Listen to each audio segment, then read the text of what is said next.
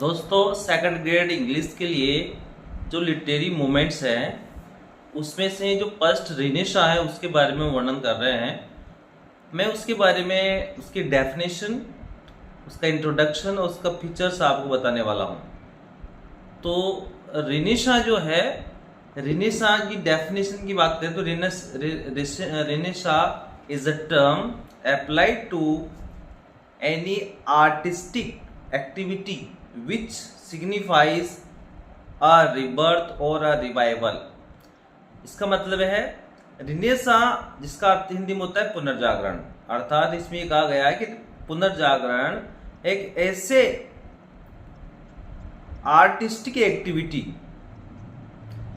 साहित्यिक एक्टिविटी के लिए है जिसमें किसी का पुनर्जन्म होता है। अर्थात it is a revival or rebirth of classical Greek and Latin art and literature and culture। दोस्तों यदि बात करें तो इसमें क्या हुआ, जो रिनेसा में ये पुनर्जागरण काल हुआ। किसका पुनर्जागरण काल हुआ? जिसको यूरोप में क्लासिकल ग्रीक और लैटिन आर्ट थी, ग्रीक की जो क्लासिकल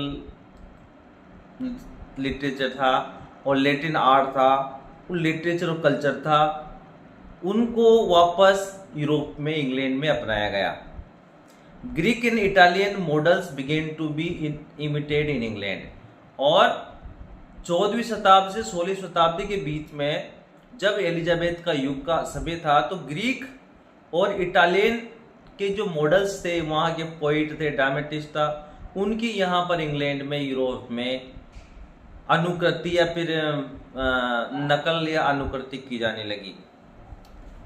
दोस्तों जैसे इसकी जो मुख्य फीचर्स हैं, इसका आपने बात की, और इसका जो जन्म कहाँ हुआ था, फ्लोरेंस नामक स्थान इटली में इसका जन्म हुआ। इसका मीनिंग हुआ कि रिबर्थ रिवाइवल। किसका रिबर्थ रिवाइवल? कल्चर का, आर्ट का, साइंस का, आइडिया एंड लर्निंग का रिबर्थ हुआ।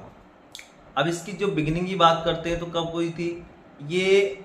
इन फ्लोरेंस इटली के अंदर लेट मिडल 14th सेंचुरी में लगभग इसका जन्म हुआ था। ओके दोस्तों, तो यही है कि रिनेसा को हम कल्चर और इंटेलेक्चुअल मूवमेंट यूरोप में कहा जाता है, यूरोप में आया। जो ये था रिनेसा था, ये इटली में जिसकी शुरुआत हुई थी पर्टिकुलरली वो फ्लोरेंस में, वो धीरे धीरे 14वीं शताब्दी में इंग्लैंड में, यूरोप में, फ्रांस में, जर्मनी में, यूरोप में के देशों में फैलने लगा उनका प्रभाव। इसी को रिनेसा कहा जाता है। Renaissance is a period of profound change and innovation. दोस्तों रिनेसा है जो एक बहुत सघन परिवर्तन और इनोवेशन, नवाचार का समय था, जिसको it is marked a transition from the medieval world to the modern world. Medieval world से आधुनिक वर्ड की तरफ ये एक रूपांतरण है, परिवर्तन है।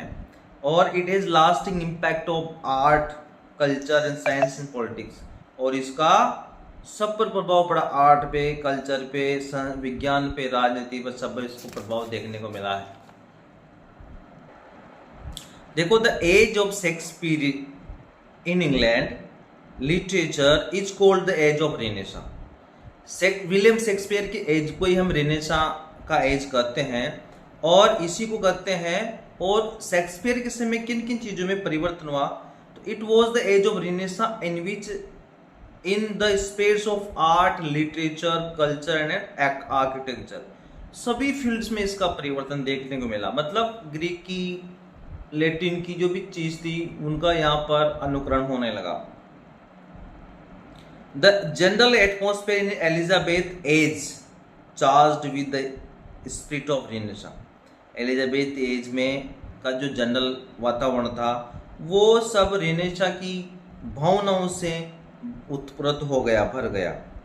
The spirit of energy, energy की ताकत, स्पिरिट ऑफ इंक्वायरी, उस समय इंक्वायरी की भावना जागृत हुई, नॉलेज की भावना जागृत हुई। नेशनल प्राइड, राष्ट्रीय गर्व की भावना भी व्यक्ति में जागृत हुई।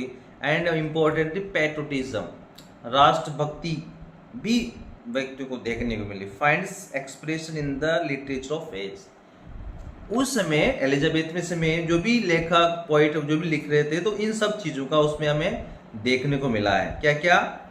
नेशनल प्राइड, देशभक्ति और एनक्वायरी, इन चीज़ों का हमें मिश्रण मिला है। तो ये इम्पोर्टेंट चीज़ थी इसके बारे में, रेनेसां के बारे में। चलो दोस्तों, थैंक यू। फिर मिलते हैं नए वीडियो नए टॉपिक के साथ। यदि आप सेकंड ईयर की तैयारी कर रहे हो तो जरूर कमेंट कीजिए, और ऐसे ही वीडियो चाहते हो तो नहीं, उसमें डिस्क्रिप्शन बॉक्स में कमेंट में आप नेक्स्ट किस टॉपिक पर चाहते हो उसको लेकर के मुझे भेज सकते हो। तो चलो, जय हिंद, जय भारत, वंदे मातरम।